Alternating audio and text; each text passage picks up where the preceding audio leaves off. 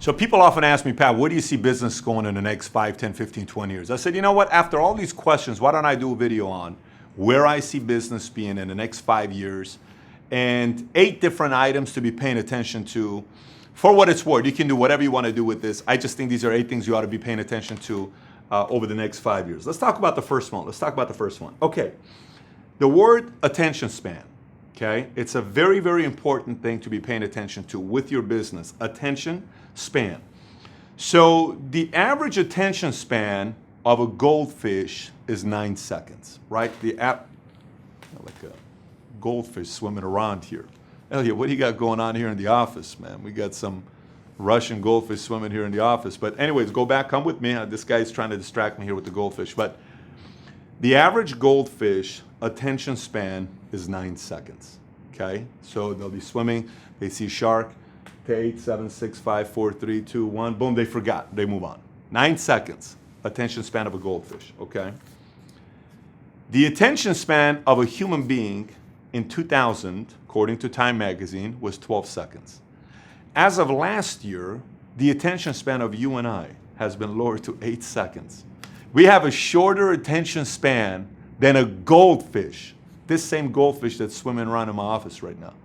8 seconds is what our attention span is today. I want you to think about that. So what does that mean? Pat, who cares about the attention span?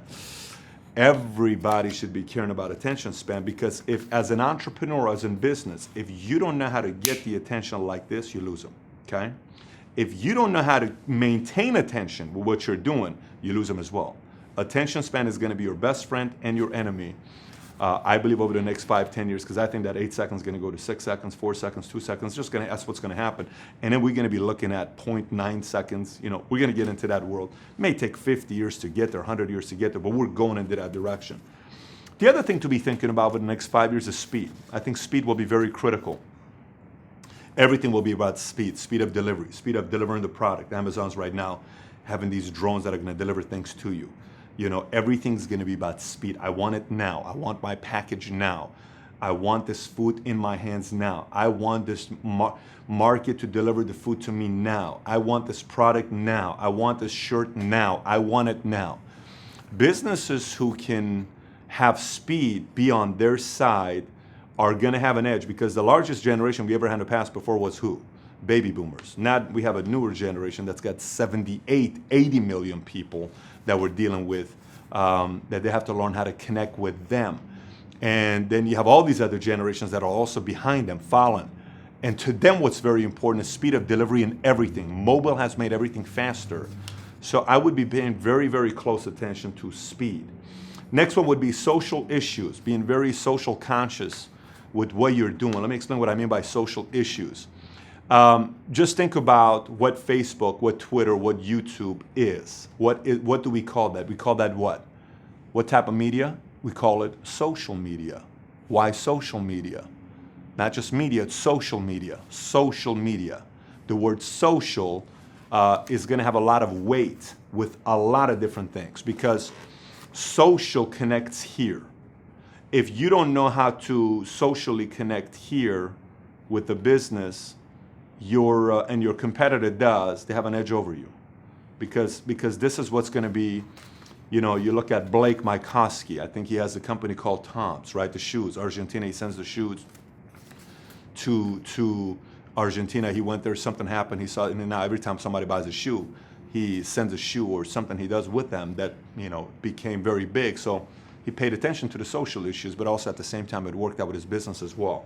I just think it's very, very important to be paying attention to social issues that are going on around the world. It is very important to even pay attention to political issues that are going around the world. Not necessarily meaning get political, it just means you need to be very socially aware of the things that are taking place today. And if you can figure out a way to connect with that with your business, you'll have an upper hand and a connection to an audience that maybe somebody else is not going to have. Next point number 4. Education is going to be majorly disrupted. Majorly is going to be disrupted.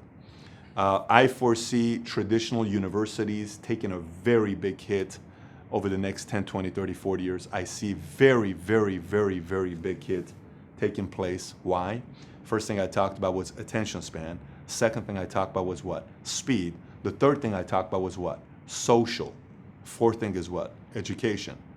If schools don't know how to maintain the attention span of a kid that's getting out of high school, who is smarter and sharper than any 18-year-old kid has ever been 20, 30 years ago, because all the stuff they have access to, if they don't know how to maintain their attention span, their speed, and they're not socially aware of the events that are taking place, they're going to get crushed. This is why I think education is going to go purely from a 4-year to a 2-year to a year. I think bachelor's degrees are going to get condensed into 2 years, into 18 months. I think we need to challenge that even all around the world.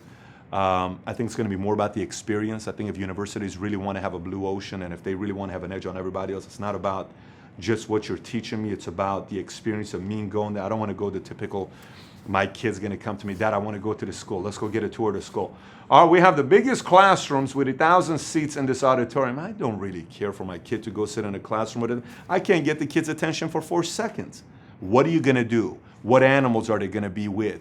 What things are they going to see? What live experience are they going to witness? What experiences? So if universities don't keep it more hands-on and educational and touch, travel, see, visual, they're going to take a big hit. And I think online education, having access to international studies through an online education is going to dominate and disrupt traditional education. And I'm not talking about Phoenix University, by the way. I'm not talking about Phoenix University. I'm not talking about that. I am not talking about online colleges that are charging an arm and a leg to convince somebody that if you get an online master's degree, you're going to get a $10,000 raise.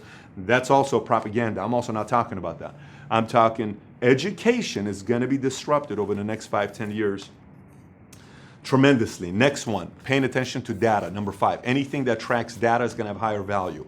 Your data is going to have a lot of value over the next 5 years. Data is going to be, it's always had a lot of value. This is not a new thing that I'm telling you, but it's even more now because now it's a lot easier to measure your data against a lot of other things. And if you can prove your data that you're connecting with this audience or that audience, you make a bigger case and an argument towards people that you're dealing with. So you got to pay a lot of attention to data as well when you're doing business. The next one, point number 6, will be mobile. It's pretty obvious. They were saying 10 years ago, purchases are going to be made in China right now. People are buying, soft drink on a machine with their mobile. They just swipe it and then boom, the soft drink drops and their phone bill gets a $2 bill because they bought a Coke or whatever it is.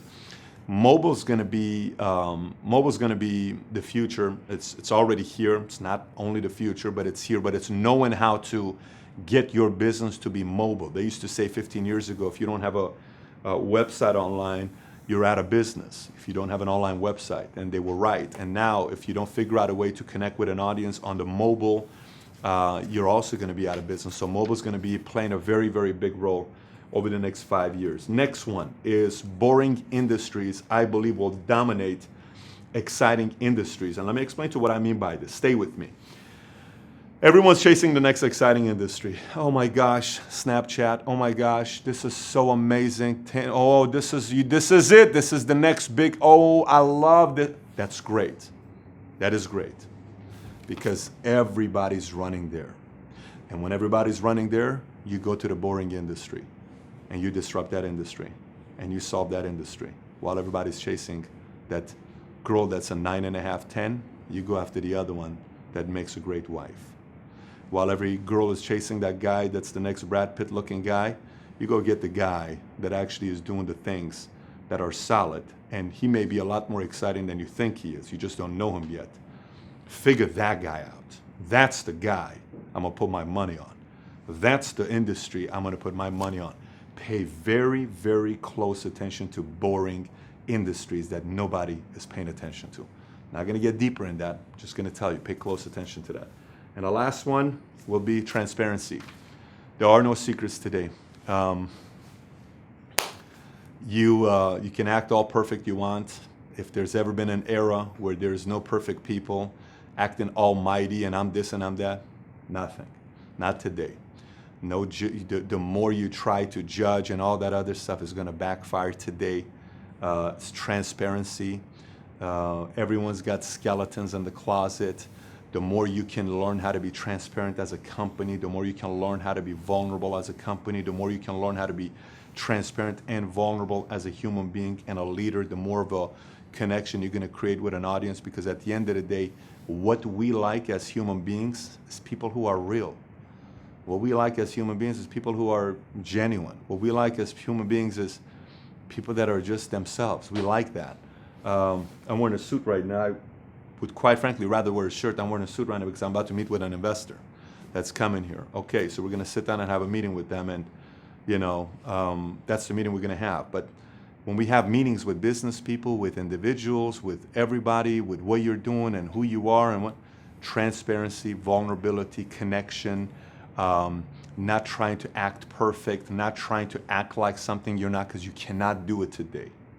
You cannot do it today. All those act as if today comes out, all of it. If you're a fake entrepreneur and you don't really run a business and you're ripping people off for 5, 10 grand online, it's gonna come off. It's gonna come out, and then your rep stays for a long time. Just gotta be real, just gotta be you, just gotta be honest about what you're doing.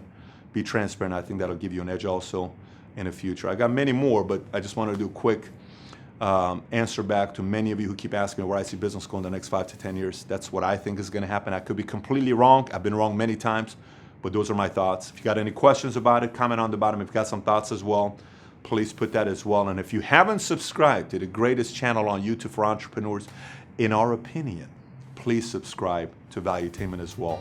And thanks for watching. Take care. Bye-bye.